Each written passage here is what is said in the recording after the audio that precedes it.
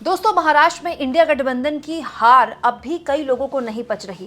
खैर, मैंने तो महाराष्ट्र का चुनाव फील्ड पर जाकर कवर नहीं किया, इसीलिए मैं ये नहीं कह सकती कि महाराष्ट्र के चुनाव में माहौल क्या था। लेकिन वो पत्रकार दोस्तों जो फील्ड में उतरे, वो पत्रकार जो महाराष्ट्र में ही रहकर पत्रकारिता करते हैं, उन्होंने जो बातें बोली हैं और जो चुनावी नतीजे आए हैं वो बिल्कुल अलग हैं। इसीलिए महाराष्ट्र के चुनाव के नतीजों को लेकर अभी आप देखें, अलग अलग तरह की राय है।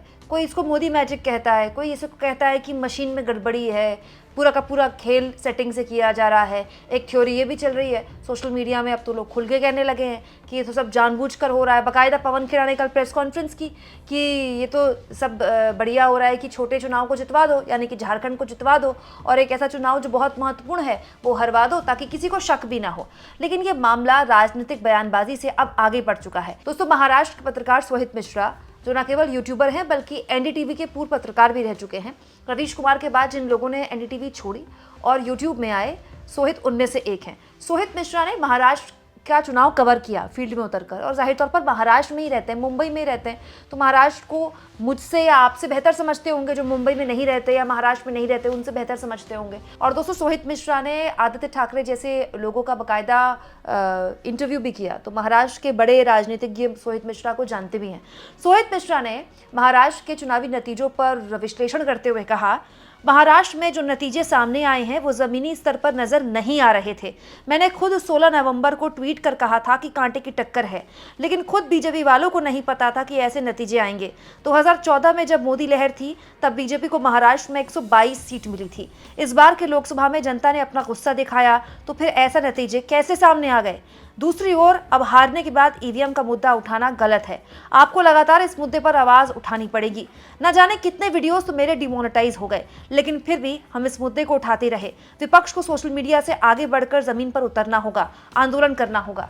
तो सोहित मिश्रा जो जमीन पर उतरे थे पत्रकार महाराष्ट्र के, वो कहते हैं कि मैं भी जमीन पर उतरा। और दोस्तों, सोहित मिश्रा का आकलन अब भी है कि कांटे की टक्कर थी।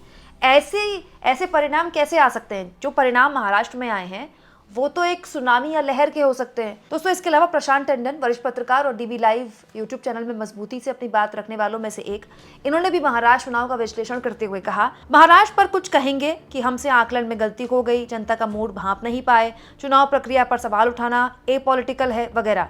सुनिए भाई, 90% स्ट्राइक है बीजेपी का, जिसमें 66 सीटें, 30,000 से ज्यादा की विक्ट्री मार्जिन है। ये लहर नहीं, सुनामी है। सड़क, खेत, चाय की दुकानों, बस अड्डों, हर तरफ दिखनी चाहिए थी। मैं घूमा महाराष्ट्र में, मुझे तो बीजेपी की सुनामी नहीं दिख रही थी। किसी और को दिखाई दी थी क्या? दिल्ली के 2015 में आम आदमी पार्टी का 90% स्ट्राइक रेट सड़क पर दिखाई दे रहा था, या इंदिरा गांधी की हत्या के बाद जब देश में कांग्रेस को 414 सीटें दे दी थी। महाराष्ट्र में ऐसा क्या हो गया था? चुनाव धांधली बड़ा मुद्दा बनना चाहिए, लेकिन बाकी राजनीतिक सवाल भी उठते रहने चाहिए। दोस्तों, प्रशांत टंडन भी जमीन पर उतरे, फील्ड पर उतरे। वो कह रहे हैं कि जो चुनावी परिणाम महाराष्ट्र में आया वो तो सुनामी वाला था, लेकिन ऐसी सुनामी या लहर दिखती क्यों नहीं है? दोस्तों, बात प्रशांत टंडन और सोहित मिश्रा जो कह रहे हैं वो पूरी तरह से गलत नहीं है। जब इस तरह का जीत का मार्जिन होता है तो फिर तो वाकई में मतलब कोई अंडर करंट नहीं है, वो दिखने वाली लहर है। वो जो 2014 में देश के अंदर आप सब महसूस कर रहे थे कि देश का हर आदमी चाह रहा था, ये मान रहा था कि देश की हर समस्या केवल एक आदमी हल कर सकता है और वो नरेंद्र मोदी। इसीलिए जात और पंथ से ऊपर उठकर हर आदमी ने मोदी को वोट किया, क्योंकि हर आदमी सोचता था कि देखिए, ये शायद कोई विष्णु के अवतार है कि इस देश की समस्याओं को हल करने के लिए स्वयं मोदी जी आ गए। लेकिन वैसी कोई लहर ना तो महाराष्ट्र में दिखी, ना हरियाणा में दिखी। हरियाणा में भी दोस्तों जब बीजेपी जीती तो लोगों ने कहा अंडर करंट है, लेकिन ऐसा कौन सा अंडर करंट दोस्तों कि जो 2014 में बीजेपी नहीं कर पाई, 2019 में नहीं कर पाई, वो 2024 में कर दिया। हरियाणा की बात कर रही हूँ मैं। हालांकि हरियाणा का आकलन एक बार में ये कहा जा सकता है कि करीब 15 सीटों में कांग्रेस ने बहुत गलतियां की, भीषण गलतियां की। और क्योंकि हरियाणा की विधानसभा छोटी विधानसभा थी और वहाँ 10-15 सीटों का खेल मतलब पूरी की पूरी सरकार बनने बिगड़ने वाला खेल होता है।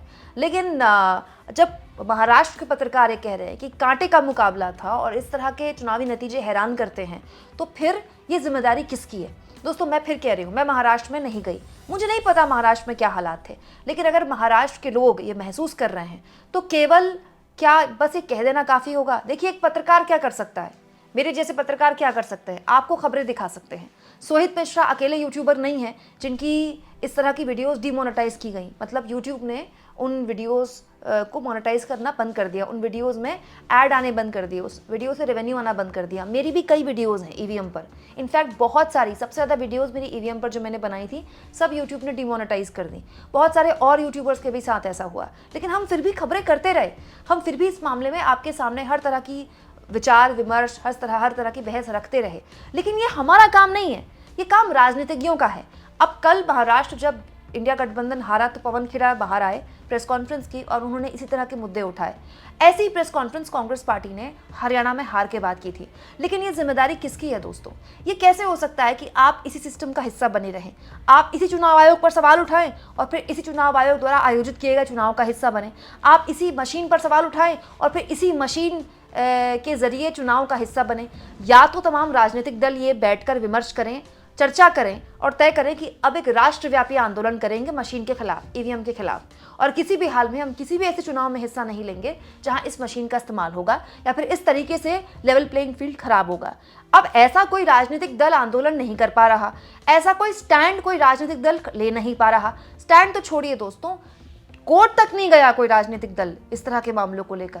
तो फिर सिर्फ हारने के बाद ये मुद्दा उठा देना, एक्चुअली में जो लोग इस बात पर विश्वास भी करते हैं, जो लोग इस फैक्ट को मानते भी हैं कि हाँ भाई कोई गड़बड़ है, कोई खेला हुआ है जिसकी वजह से चुनाव हराया जा रहा है जानबूझकर विपक्ष को, वो भी इस बात को सीरियसली लेना आने वाले वक्त में बंद कर देंगे। क्योंकि एक आम आदमी के जीवन में कई दुश्वारियां हैं। एक आम आदमी को अपनी घर गृहस्थी चलानी है, या फिर एक आम यूट्यूबर, एक आम पत्रकार को आपको अपनी खबर बतानी है, वो सड़क पर उतरकर आंदोलन नहीं कर सकता, वो कोर्ट कचहरी के चक्कर नहीं लगा सकता, वो चुनाव आयोग को शिकायतें नहीं दे सकता, वो इस मामले को राष्ट्रीय नहीं बना सकता। ये काम राजनीतिक दलों का है। दोस्तों, राजनीतिक दलों को इस पूरे के पूरे मुद्दे पर एक आम सहमति बनानी पड़ेगी, सोचना पड़ेगा, विमर्श करना पड़ेगा और उसके बाद तय करना पड़ेगा कि भाई अब हम इस मसले पर आगे क्या कर सकते हैं बिना अगली हार का इंतजार किए हुए। देखिए, या तो ये हो सकता है कि मशीन आपको हरा रही है, या फिर ये हो सकता है कि आपको आपकी रणनीति हरा रही है। दोनों में से कोई एक बात स्वीकार कीजिए और उस रास्ते पर बढ़िए। ऐसा तो है नहीं कि इस देश में कोई जन आंदोलन खड़ा नहीं हुआ है। अगर इस देश की राजनीतिक दल, तमाम विपक्षी दल ये फैसला कर लें कि हम किसी भी हाल में उस प्रक्रिया का हिस्सा नहीं बनेंगे जहां ये सारे हथकंडे अपनाए जाते हैं, या हमको इस तरह से चुनाव होने में दिक्कत है, हम चाहते हैं कि मशीन से चुनाव बंद हो जाए और बैलेट पेपर से ही चुनाव हो, सारे के सारे विपक्षी दल अगर इस बात पर सहमति बना लें तो दोस्तों चुनाव आयोग के लिए मुश्किल खड़ी हो जाएगी। क्योंकि दोस्तों, ऐसा चुनाव कैसे कराएगा चुनाव आयोग जिसमें केवल बीजेपी भागीदार बनी हुई है? तो अगर उसको चुनाव कराना है तो बाकी पार्टियों की मौजूदगी होगी, तभी तो वो चुनाव कहलाएगा, तभी तो ये लोकतंत्र कहलाएगा। तो जब बाकी पार्टियां होंगी नहीं, क्योंकि बाकी पार्टियां एक स्टैंड ले चुकी हैं कि हम इन मशीनों के भरोसे अब नहीं है, हमें भरोसा नहीं है इस पूरे के पूरे सिस्टम पर। बड़ा सवाल यह है दोस्तों कि केवल बयानबाजी करने से काम नहीं चलेगा। अब देखिए, कांग्रेस पार्टी की प्रवक्ता है विंग कमांडर अनुमा आचार्य। दोस्तों, अनुमा आचार्य ने जब पूरा एक पोस्ट लिखा जिसमें बताया गया कि कैसे कांग्रेस को बार बार टारगेट किया जाता है, कांग्रेस को बार बार हर हार के लिए जिम्मेदार माना जाता है। नहीं, अगर उत्तर प्रदेश में समाजवादी पार्टी हारी है तो समाजवादी पार्टी की हार के लिए उससे सवाल पूछे जाएंगे जाहिर तौर पर। लेकिन अगर अखिलेश यादव ये खुलकर कह रहे हैं कि आज अगर उनको 80 की 80 सीटें मिल जाएं उत्तर प्रदेश की, तो भी वो मशीन के खिलाफ रहेंगे, तो भी वो मानते हैं कि मशीन से चुनाव नहीं होने चाहिए, तो फिर ये बोलने में संसद के अंदर या संसद के बाहर राहुल गांधी को कौन रोक रहा है? ये काम दोस्तों राजनीतिक दलों का है, ये काम आम आदमी का नहीं है। आम आदमी का, जैसा कि मैंने आपसे कहा, उसकी जिंदगी में बहुत दुश्वारियां हैं। एक पत्रकार भी, हमारे भी हाथ बंधे हैं, हम भी केवल खबर बनाकर आपको दे सकते हैं। अब इस पूरे के पूरे मसले पर क्या कोई बड़ा एक्शन राजनीतिक दल ले सकते हैं, या केवल ये हार के बाद एक प्रेस कॉन्फ्रेंस में मामला रुक जाएगा? क्योंकि कल प्रेस कॉन्फ्रेंस में पवन खेड़ा नाराज तो बहुत थे, लेकिन इस तरह की प्रेस कॉन्फ्रेंस तो हरियाणा चुनाव के बाद भी हमने देखी थी। पवन खेड़ा तब भी सामने आए थे जयराम रमेश के साथ और कहा था कि हम इन रिजल्ट्स को, इन नतीजों को स्वीकार नहीं करते हैं। उसके बाद महाराष्ट्र में भी कहा कि हम इन नतीजों को स्वीकार नहीं करते। क्या फर्क पड़ता है दोस्तों अगर प्रेस कॉन्फ्रेंस में कोई कह रहा है कि हम नतीजों को स्वीकार नहीं करते हैं?